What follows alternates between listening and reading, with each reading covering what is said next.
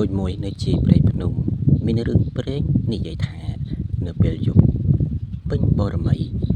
មានបរិសម្នាក់បង្ហាញខ្លួនមកមាត់សង្ហាភ្នែកភ្លឺដូចភ្លើងប៉ុន្តែមានចង្កុំខ្លាដែលធ្វើឲ្យអ្នកគ្រប់គ្នាភ័យខ្លាចជាមួយគេអ្នកភូមិហៅគាត់ថាបរិសចង្កុំខ្លានារីវ័យក្មេងឈ្មោះសុភាមិនជឿរឿងព្រេងនោះទេនាងជាមនុស្សក្លាហានហើយចង់ដឹងការពិតយប់មួយនាងដើរចូលព្រៃខ្យល់បក់ត្រជាក់សំឡេងសត្វយំលាន់លឺរ៉ែរ៉ែភ្លាមនោះក៏ស្រាប់តែមានសំឡេងបរិសម្នាក់បាននិយាយពីក្រោយខ្នងមកថាកុំទៅមកទៀតពីគ្រោះថ្នាក់ណាសុភាប្រែខ្លួនមើលនាងឃើញបរិសម្នាក់សង្ហាខ្លាំងណាស់ប៉ុន្តែមានចង្កូមវែងលេចចេញពីក្នុងមាត់នាងភ័យណាស់ប៉ុន្តែក៏មិនរត់ដែរបរិសនោះមានឈ្មោះថាវិរិយគាត់មិនមែនជាមនុស្សធម្មតាទេគាត់ត្រូវបានមុនបណ្ដាសាដែលធ្វើឲ្យគាត់ខ្លាចជាមនុស្សខ្លានៅពេលយប់បែបនេះគាត់និយាយប្រាប់នាងថាអ្នកណាដែលស្រឡាញ់ខ្ញុំអ្នកនោះនឹងជួបគ្រោះថ្នាក់តែសុភាមិនខ្លាចឡើយនាងចាប់ផ្ដើមជួបវិរិយជារៀងរាល់យប់ពីការភ័យប្រែក្លាយទៅជាភាពស្និទ្ធស្នាល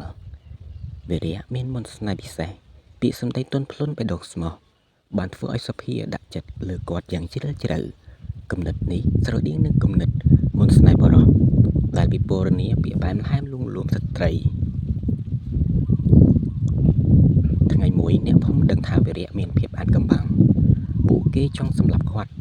ដើម្បីបំបត្តិគ្រោះថ្នាក់សុភាត្រូវជ្រើសរើសរស់នៅជាមួយអ្នកភូមិឬក៏រស់នៅជាមួយបរិសដែលនឹងស្រឡាញ់នាងគឺប្រកាសជាជ្រើសរើសយកស្នេហ៍របស់នាងស្វែងរកមនុស្សចាស់នៅក្នុងភូមិម្នាក់ដែលដឹងអំពីមន្តអាគមគាត់បានប្រាប់ថាមានតែស្នេហ៍ស្មោះបំផុតដែលធ្វើឲ្យបំបែកពាក្យមន្តអាគមនេះបានយប់ច័ន្ទពេញបរមីសុភាឈរមុខវិរិយដែលកំពុងបំលែងខ្លួនជាសត្វខ្លានាងមិនរត់ទេហើយនាងក៏មិនភ័យដែរនាងអបគាត់ហើយនិយាយថាទោះបីជាអ្នកជាអ្វីក៏ដោយក៏ខ្ញុំនៅតែស្រឡាញ់អ្នកពន្លឺព្រះច័ន្ទ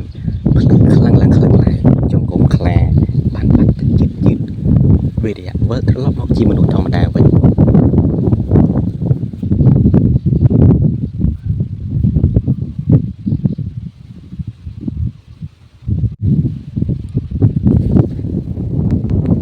បន្ទាប់ពីវិរិយត្រឡប់មកជាមនុស្សធម្មតាវិញជីវិតរបស់គាត់និងសុភាហាក់ដូចជាស្ងប់ស្ងាត់ឡើងវិញពួកគេរស់នៅជាមួយគ្នាដោយសុភាជឿថាមន្តអាគមដែលមាននៅក្នុងខ្លួនរបស់វិរិយគឺត្រូវបានបាត់បង់អស់ទៅហើយប៉ុន្តែនាងមិនដឹងទេថាអ្វីវាមិនបានបញ្ចប់នោះទេរាត្រីមួយមានសំឡេងសត្វខ្លារអ៊ូឡើងពីព្រៃជ្រៅអ្នកភូមិចាប់ផ្ដើមបាត់ខ្លួនម្ដងមួយពួកគេតែងនិយាយថាខ្មោចខ្លាបានត្រឡប់មកវិញហើយសុភាពចាប់ផ្ដើមសង្ស័យយប់ខ្លះវិរិយមានអាការៈចម្លែកភ្នែកខ្លាយជាពណ៌លឿងនិងសំឡេងដកដង្ហើមមានអារម្មណ៍ថាធ្ងន់លើសដើមថ្ងៃមួយមនុស្សចាស់ក្នុងភូមិដែលធ្លាប់ជួយសុភាបានត្រឡប់មកវិញគាត់ប្រាប់ការពិតដ៏គួរឲ្យភ័យខ្លាចមន្តអាគមមិនបានបាត់ទៅណាទេវាត្រូវបានផ្ទេរសុភាស្ទាក់ស្ទើរមានន័យថាអ្នកដែលស្រឡាញ់គាត់អាចខ្លាចទៅជាអ្នកទទួលមុនជំនួសគាត់សុភារំជួលចិត្តភ្លាមនាងចាប់ផ្ដើមយល់ថាមូលហេតុដែលវិរិយធម្មតាវិញប្រហែលជាមន្តអាគមនោះបានផ្ទេរមកឲ្យនាងហើយយប់ពេញបរមីសុភាឈឺចាប់ខ្លាំងណាស់ដៃរឹងភ្នែកប្រែពណ៌នឹងចេញចង្កូមពីក្នុងវត្តយឺតនាងបានខ្លាចទៅជាខ្លាដោយគ្មានការគ្រប់គ្រងខ្លួនឯងបានវិរិយឃើញចិត្តគាត់បាក់បែកអ្វីដែលខ្ញុំខ្លាចបំផុតវាបានកាត់ឡើងហើយអ្នកភូមិចាប់ផ្ដើមប្រមូលគ្នាដើម្បីសម្លាប់ខ្លាថ្មីមួយពួកគេមិនដឹងថាខ្លានោះជាសុភាទេគាត់មិនស្ទាក់ស្ទើរឡើយគាត់ឈប់ការពារសុភាក្នុងព្រៃងងឹតខ្លាសុភានោះនិងវិរិយឈរមុខគ្នា នេះសាប់ពេញដោយកំហឹងប៉ុន្តែជ្រៅក្នុងនោះមានតែដោយមុនស្នេហ៍វីរៈនិយាយស្ងាត់លើកនេះខ្ញុំនឹងជួយអ្នកវិញហើយពន្លឺច័ន្ទចាប់ផ្ដើមភ្លឺឡើងវិញហើយ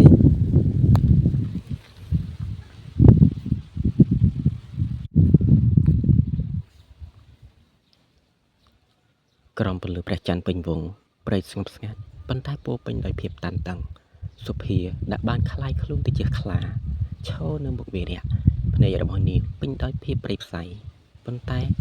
ក្នុងជ្រុងជ្រៅមានទឹកភ្នែកវីរៈមិនកាន់អាវុធទេគាត់ដើរទៅជិតនាងយឺត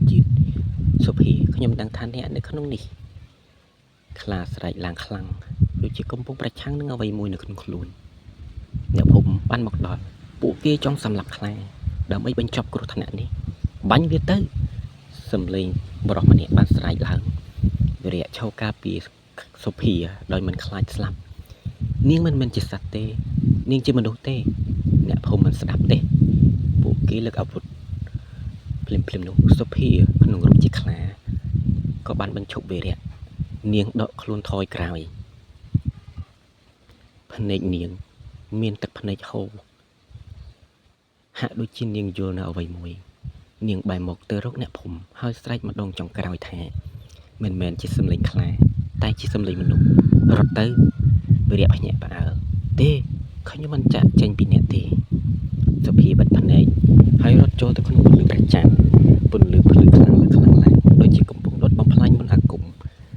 សំឡេងខ្លាស្រែកបន្តិចម្ដងរហូតខ្លាយទៅជាសពស្ងាត់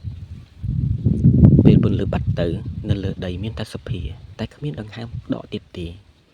វីរៈរត់ទៅអោបនាងភ្នែកពោពេញដោយទឹកនេត្រែ